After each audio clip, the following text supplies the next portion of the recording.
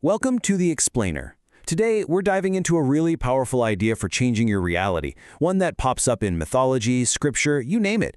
We're going to explore how the story you're telling yourself right now is literally building the world around you. And we're going to start with a story about a curse.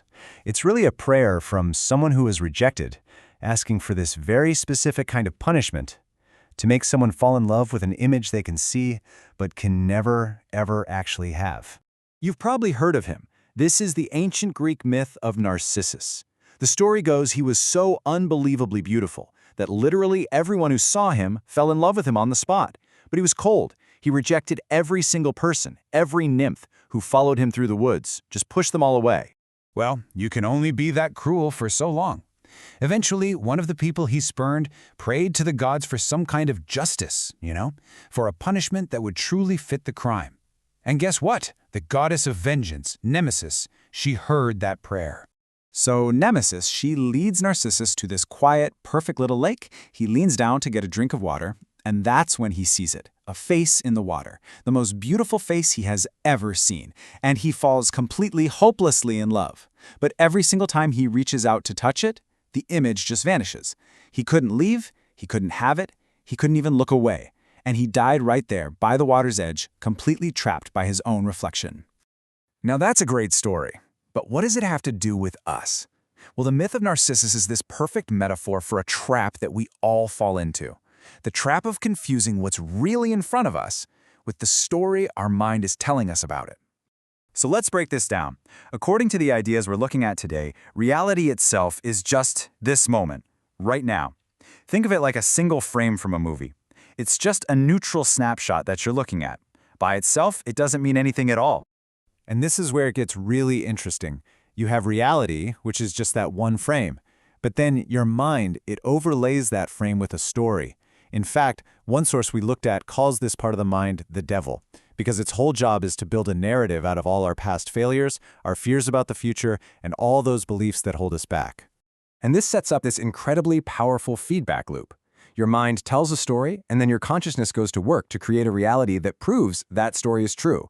So we end up living inside these stories that we tell ourselves, whether they're good or bad.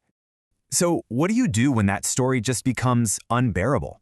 When you feel totally powerless to change it, and you're just stuck in a reality that you can't stand anymore? I mean, really think about it. You've tried everything you can think of. You've pushed, you've struggled, and you just feel completely trapped in this negative loop. What's the next step? Is there even a way out? Well, there's this incredible piece of advice found in Scripture that kind of flips the whole problem on its head. It's a message that basically says your greatest power isn't found in your own strength, but in that exact moment when you finally admit you have none left. Think of it like this. There's a rule to this game we're all playing. As long as you insist on trying to fix the problem yourself, a higher power, call it God, the universe, whatever works for you, it just won't interfere. It's a gentleman. But the very moment you genuinely say, I can't do this anymore, I don't know how this is supposed to end, I surrender this whole situation to you, that's the moment help arrives. A power that specializes in the impossible can finally step in and say, okay, I got this. So you see, this act of surrender, it's not giving up. It's not defeat. It's the ultimate power move. It's how you stop being just an actor in some bad movie and you finally take over the director's chair. It's how you get to rewrite the entire script. So let's go back to that idea of the snapshot, that single frame. Remember, the frame of your life right now has no meaning on its own. That bill you can't pay, that argument you just had, it's just a scene. It only gets its meaning from the movie you decide it belongs to. So the process, it actually becomes pretty simple. First, you just acknowledge that this moment, this frame, is neutral. It just is. Second, you consciously choose a brand new story, a new film you'd rather be in. And third, and this is the key, you surrender the how. You hand over the director's chair and you trust that the scenes will be rearranged to make your new story come true. Okay, so this might sound a little abstract. Let's look at a really concrete example of this in action. This story comes from the teachings of a man named Neville Goddard, who is a huge figure in this way of thinking. So here's his reality, his current frame. He's stuck in New York City in the middle of the Great Depression. He is flat broke, no job, no prospects, and all he wants in the world is to go home to his family in Barbados for the winter. He goes to his mentor, a man named Abdullah, and he lays out his whole problem. But Abdullah doesn't give him a 5-step plan, he doesn't loan him any money, he just gives him a new story. He tells him, you are not stuck in New York wanting to go to Barbados. You are already in Barbados. And this gets us to the absolute core of the whole idea. You don't wait for your reality to change before you change your internal story. Just like Narcissus, you're looking at a reflection. But unlike him, you can change what that reflection shows.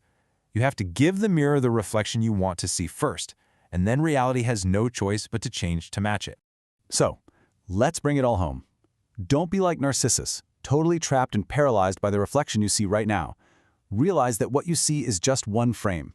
By surrendering that old, tired story and choosing a new one, you have the power to decide that this single frame, well, it actually belongs to a much, much better film. You are the director. And that just leaves us with one final thought. If your life were a movie playing right now, what would its title be? And maybe more importantly, is that a film you actually want to keep watching?